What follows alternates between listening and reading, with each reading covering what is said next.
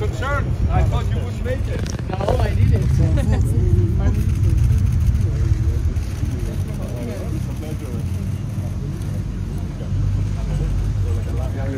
Hello, how are you? Please come in. Oh, first of all, welcome. Welcome to Athens, dear Lydia, dear Orpheas, dear Vasilis.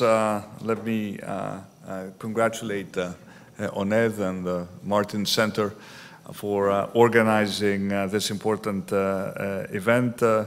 Let me thank the Konrad Adenauer Foundation, Marian Wendt, for your invaluable contribution. And thank you all for being here. And I understand you've had interesting discussions so far on numerous topics of great importance. And I thought that, I'll just spend, a few minutes sharing some thoughts with you regarding, the important challenges that your generation is facing and how you can actually help us overcome those. And as I was coming over here, I was thinking how different the world was when I was graduating from college in 1990. It does seem, a long, long time ago. But at the time, I remember during my senior year at university, switching on the television, watching the fall of the Berlin War, the collapse of communism,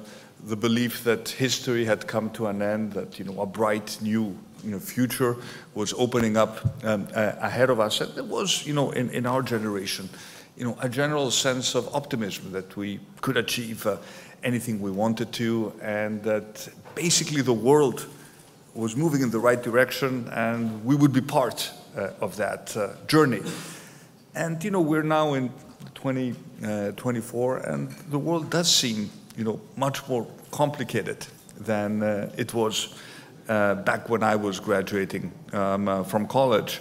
And I think that the basic challenge that we have as leaders, but that you also have as a new generation of leaders, is to try to make sense of this complicated reality, not lose our sense of optimism, and charter a clear path forward through all the confusing elements that make this reality so difficult and so complex to comprehend. And this is certainly also what we have tried to do in Greece since we took over in July 2019. We've been in power now for close to 6 years. As you know, we won our re-election last year with a very, very strong public mandate to continue down the path of reforms.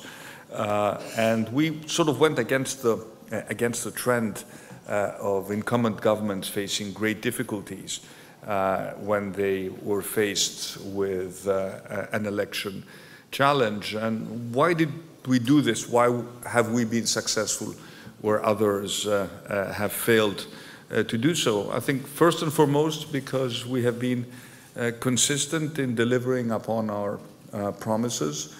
One of the fundamental problems that we feel we have, especially when we connect with a younger generation, is the sense that we are losing our relationship of trust with the younger people, that they feel that their future is going to be worse than the future of their parents. And we have focused first and foremost on being very consistent and delivering upon our promises, creating jobs, which was my .1 priority, especially jobs for young people. We've created more than 500,000 jobs since we came into power. Unemployment was at 17.5%. It's dipped under 10%. We've brought back many Greeks, 300,000 Greeks back from abroad. These are young people who left during the years of the crisis. We brought in significant foreign direct investment. And at the same time, we succeeded in doing that while keeping our basic public finances in order, because it is very easy and very tempting sometimes to spend beyond our means. And then, of course, you will end up at some point paying the price, which is exactly what is happening in many other European countries. So being able to create growth, create new jobs, make sure that wages rise in accordance with the growth that you generate, while at the same time being fiscally disciplined, has not proven to be an easy exercise. But we've been able to solve this equation, and that is why I think we are still by far the dominant political force in Greece. But of course, we're faced with numerous challenges, which I'm sure you've had an opportunity to discuss, challenges which are both domestic, they're both Greek, but they're also at the same time European.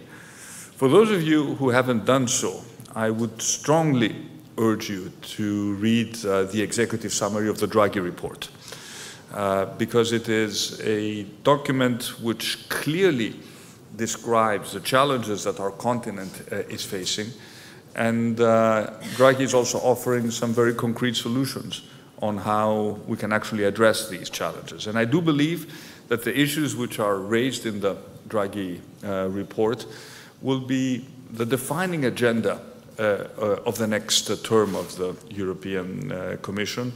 And whether we are successful in addressing these challenges will, to a great extent, define how we will shape the future of Europe for your generation. And I do believe this. We are at an existential point in our European history where we need to take some very bold decisions about how we move into the future. If you just look at, for example, the divergence in competitiveness between the United States on the one hand and Europe on the other, the data is not very flattering for our continent. If you just look at the number of tech companies that are created in Europe and that actually stay in Europe, again, the numbers are not very encouraging. We need to bridge that productivity gap, and we need to invest much more in technology in Europe and be able to do it at the European level. So boring topics such as capital markets union, which may seem sort of completely irrelevant to most people, actually do make a big difference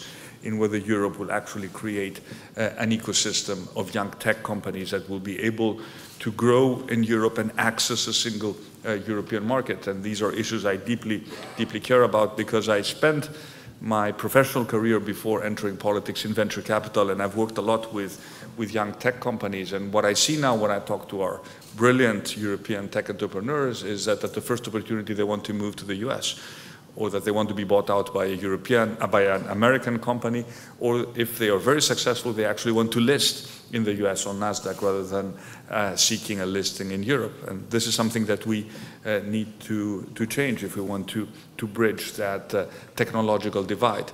If you look at the challenges related to security and defense, it is, especially in light of what has happened with the re-election of Donald Trump in the United States, it is very true that Europe for many decades has been complacent when it comes to taking care of its own security, and that we had essentially outsourced our security provision to the United States. And it was convenient for many European governments to underspend on defense because they felt comfortable under the NATO umbrella. Greece was never in that category because we always had to deal with our own particular challenges when it comes to addressing the Turkish threat. And now we realize that we can no longer do that. We need to spend at minimum 2% on defense and create a European defense universe, because it is in our interest to do so, and we need to take responsibility for protecting ourselves, and we shouldn't expect everything from the United States.